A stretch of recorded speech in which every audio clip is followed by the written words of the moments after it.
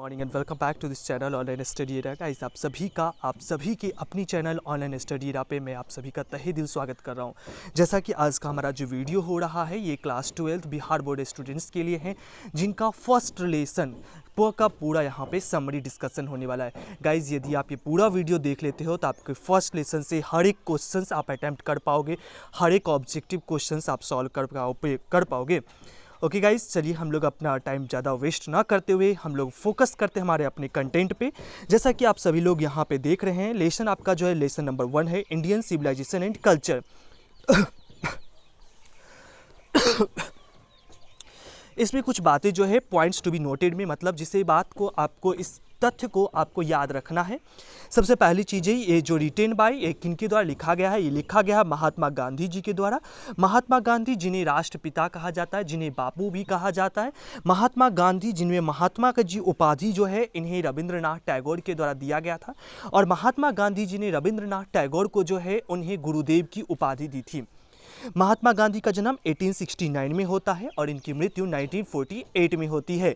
Guys, जब हमारे देश को स्वतंत्रता मिली, जब हमारे देश को आज़ादी मिली, उसके जस्ट एक साल के बाद 1947 के जस्ट एक साल के बाद जो है इनकी जो है मृत्यु होती है 30 जनवरी को, जिसे मार्टिरस डे के रूप में हम लोग शोक दिवस के रूप में मनाते हैं।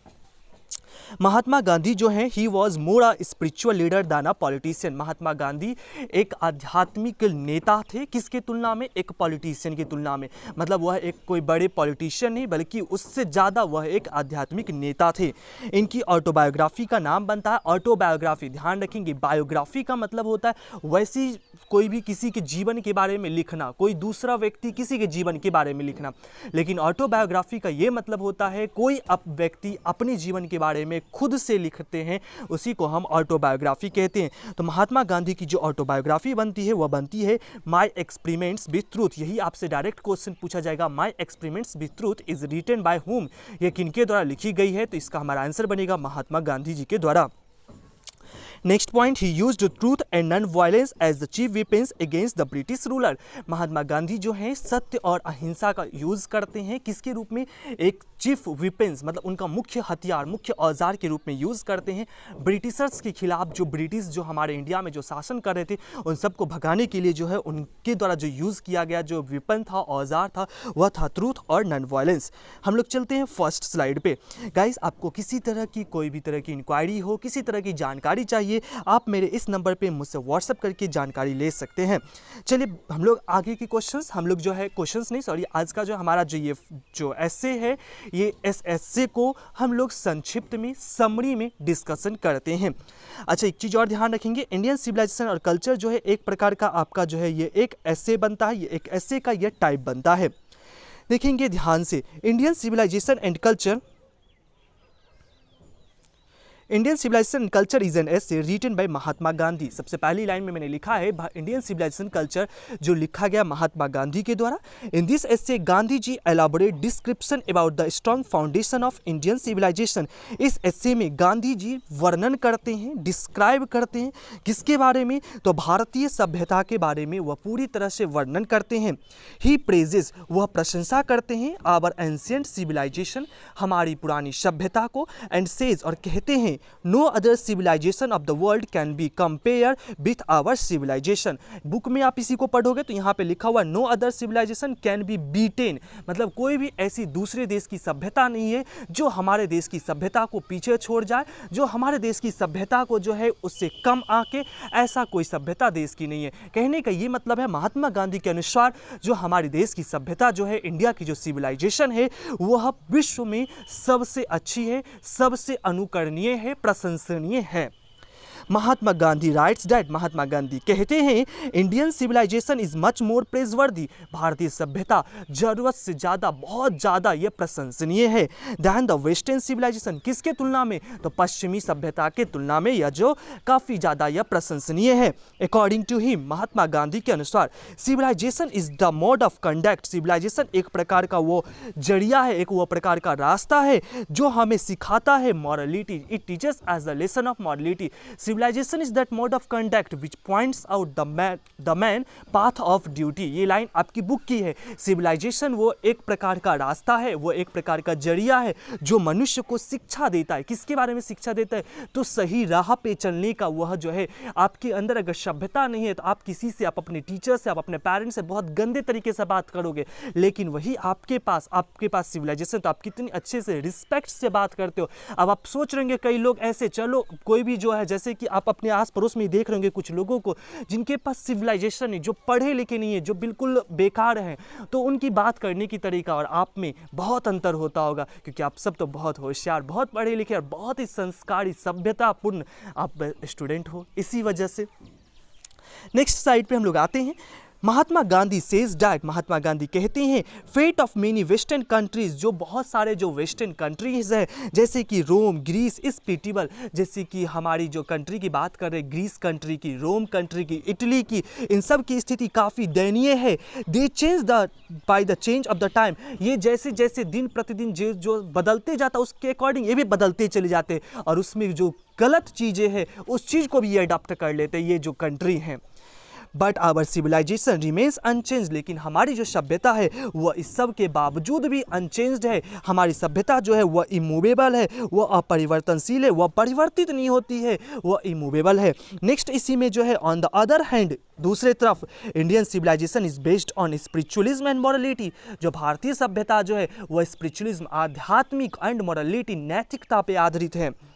The intention of Indian civilisation is to elevate the moral being, जो इंडियन सिविलाइजेशन की जो इंटेंशन है, जो इरादा है, वह क्या है? एलावेट करना, विस्तृत करना, किसी के बारे में व्याख्या करना, किसके बारे में? नैतिकता के बारे में। वाइल द वेस्टर्न सिविलाइजेशन, जबकि बात करें वेस्टर्न सिविलाइजेशन की, इज टू प्रोपोगेट इमोरलिटी, प्रचार प्रसार करना, फैलाना, किस चीज़ को फैलाना? और नैतिकता को। मैं कहने का ये मतलब है हमारे देश की जो सभ्यता जो है, इंडियन सिविलाइजेशन की जो सभ्यता जो है, वह जो है मॉरल बीइंग मतलब नैतिकता को फैलाना। वहीं पे बात करें अगर हम पश्चिमी देश की सभ्यता की, तो उनकी जो काम जो है वो क्या है? प्रचार प्रसार करना, फैलाना, किस चीज़ को? तो और नैतिकता को। Gandhi ji says that our mind is a restless bird, Gandhi ji कहते हैं हमारी जो दिमाग जो है वह एक रेस्टलेस बर्ड की तरह, एक आराम विहीन चिड़िया की तरह है। The more it gets the more it wants still remain unsatisfied. आप सभी ने चिड़िया को देखा होगा, जब वो देखते होंगे चिड़िया को, कभी घोंसले में शांत से नहीं बैठता है। आप चिड़िया के घोंसले में जाके क्यों ना खाना भरपूर डाल दो, क्यों ना आप रुई गदगद उसमें डाल दो, तब भी देखोगे चिड़िया को बार बार वह जाएगी, दाना चुन के लाएगी, तिनका चुन के लाएगी, वह मतलब हमेशा परेशान ही रहती है। तो वही चीज़ कहते गांधी जी कि हमारा जो दिमाग जो है वह एक रेस्टलेस बर्ड की तरह है, जितना ज़्यादा इसको मिलता है उतनी ज़्यादा ये जो है चाहत भी रखता है। इस सब के बावजूद जो है वह असंतुष्ट ही रहता है, अनसेटिस्फाइड ही रहता है। ऐसा नहीं है कि उसको मिल गया तो वो सेटिस्फाई हो जाएगा, संतुष्ट हो जाएगा, वह असंतुष्ट ही रहता है। The rich are mostly seen to be unhappy, जो अमीर लोग जो होते हैं वो अक्सर देखे जाते हैं कैसे? दुखी में, गम में देखे जाते हैं। उनको हमेशा चिंताएं सताए रहती कि और हम कैसी अपनी आमदनी को और हम 4 गुना, 5 गुना, 10 गुना करते रहे। और जबकि एंड रेस्टलेस और आराम विहीन, रिच लोग जो है ना, अमीर लोग आराम विहीन, उनके जीवन में आराम होता ही नहीं है। But the poor to be happy, लेकिन आप गरीब लोगों को देखोगे तो खुश मिजाज रहते हैं। आप कभी कभी अमीर वाले लोगों से पूछोगे भाई कैसे हो, तो उन्होंने बताएंगे अरे यार क्या कहूँ यार, शेयर में लॉस हो गया, अरे क्या बताऊँ, अरे मेरे तो वो कल घाटे लग गए इस बिजनेस में। लेकिन आप अमीर गरीब लोगों से पूछो भाई कैसे हो, अरे बिंदास में, मज़े में जी रहा हूँ। और हमें ऐसा माइंडसेट ही होना चाहिए। टू बी हैप्पी और unhappy depends on our mind, Gandhi ji कहते हैं कि खुश रहना और दुख रहना ये चीज़ निर्भर करता है हमारे दिमाग के ऊपर। वी हैव एंडलेस डिज़ायर्स, हम सब की अनगिनत इच्छाएं हैं। We should limit our desires, हम सबको अपनी इच्छाओं को थोड़ी सी लिमिट करनी चाहिए। मतलब उसे जो है एक बांधने जैसे बांध होती है उस तरह से बांध के रखना चाहिए। अब जैसे बहुत चीज़ों की होती है आपको अनडिज़ायरेबल, जो चीज़ें आप बिल्कुल कंटिन्यूसली चाहते रहते हो, उस चीज़ों पर भी जो है आपको लिमिट करना होगा।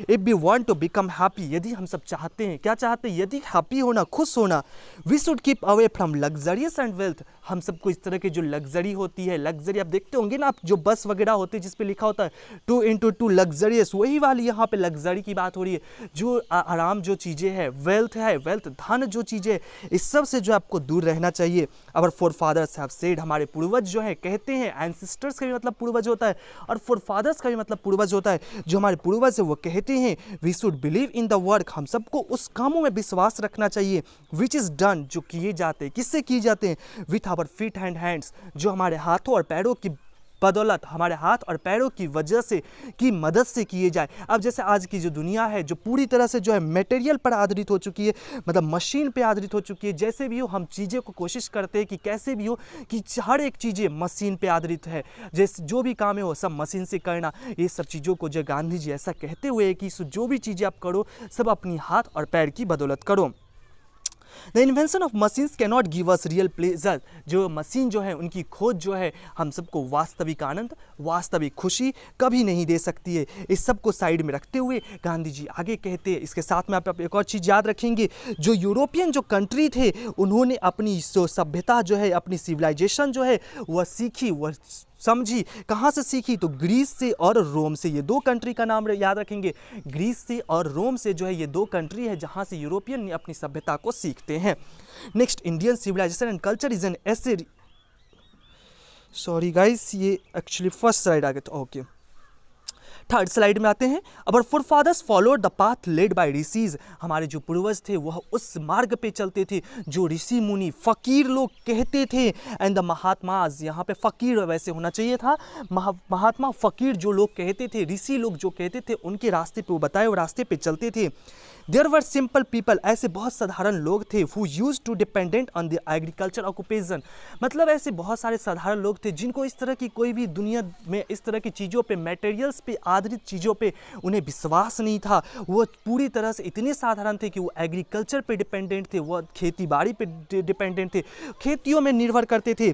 महात्मा Gandhi gives the point of view, Mahatma Gandhi कहते हैं that Indian civilisation based on belief in God, कि जो भारतीय सभ्यता जो है वह पूरी तरह से भगवान के विश्वास पे आधारित है। But western civilization is godless, वही बात करें वेस्टर्न सिविलाइजेशन की तो वह गॉडलेस है, वह उसमें कोई भगवान का अस्तित्व बनता ही नहीं है। Gandhi ji does not dislike the West, Gandhi ji इस तरह से वह वेस्ट की घृणा नहीं करते हैं, वह वेस्ट की आलोचना नहीं करते, वह पश्चिमी सभ्यता की जो है ना आलोचना नहीं करते हैं। ही डिफाइंस, मतलब महात्मा गांधी जो वो कहते हैं कि सो भारतीय सभ्यता जो पूरी तरह से भगवान पे आधारित है, लेकिन इस चीज़ को वो और ऐड ऑन करते हुए कहते हैं कि वह जो सभ्यता जो है वेस्टर्न की, मैं बुराई नहीं करता हूँ, मैं उनकी खामियां नहीं निकाल रहा हूँ। ही डिफाइंस, वह डिफाइन करते हैं modern civilisation as the worshipper of materialism, जो ये मॉडर्न सिविलाइजेशन है वह पूजा है, किस चीज़ का पूजा है, तो मैटेरियलिज्म का, मतलब यह जो है पूजा होती है कि जो धातुओं का, आज जैसे कोई मशीनें बनती है, किस चीज़ की बनती है मशीन, तो धातुएं से मशीन बनती है। Modern civilization give endless wants, modern civilization हम सबको जो हमारी जो चाहते जो है वो असीमित चाहते हमें देती है। And ancient civilization limit those wants, और वहीं पे अगर बात करें एंशिएंट सिविलाइजेशन की तो हमारी चाहतों को लिमिट कर देती है। वह एक जो होती है ना हमारी चाहतों को लिमिट समझ रहे हो ना, मुझे इसका सही हिंदी नहीं याद आ रहा है इसीलिए मैं आपको नहीं बोल पा रहा हूँ, लिमिट लगा देते हैं। तो हमारी जो मॉडर्न सिविलाइजेशन है, हमारी जो चाहते होती है, हमारी डिज़ायर होती है, उसको इंडलेस बना देते हैं। वहीं पे बात करें तो हमारी जो एंशिएंट सिविलाइजेशन है वो हमारी चाहतों को वो अनगिनत बनाती जाती है, सॉरी एंशिएंट सिविलाइजेशन हमारी चाहतों को लिमिट कर देती है। लास्ट पैराग्राफ है, महात्मा गांधी बिलीव्स दैट, महात्मा गांधी का विश्वास है, मानना है that it is very essential for us, कि हम सब के लिए बहुत आवश्यक है टू लिमिट आवर वांट्स, हमारी चाहतों को एक लिमिट करके रखना। वी शुड बिलीव इन, हम सबको विश्वास रखना चाहिए plain living and high thinking, सादा जीवन उच्च विचार में। We should not run after comforts, हम सबको आराम के पीछे नहीं भागना चाहिए। He says that the Indian civilisation is superior to any other civilization in the world, वो कहते हैं कि भारतीय सभ्यता जो है विश्व की कोई और सभ्यता से बहुत ही ज़्यादा अच्छी है। It promotes moral development and real happiness, यह हमें प्रमोट करती है, हमें उकसाती है। किस चीज़ के लिए उकसाती है, तो नैतिकता के लिए और वास्तविकता खुशी के लिए उकसाती है। गाइस इतना ही आपको कैसा लगा प्लीज़ गाइस आप कमेंट करके जरूर बताएं। Thank you for watching this video.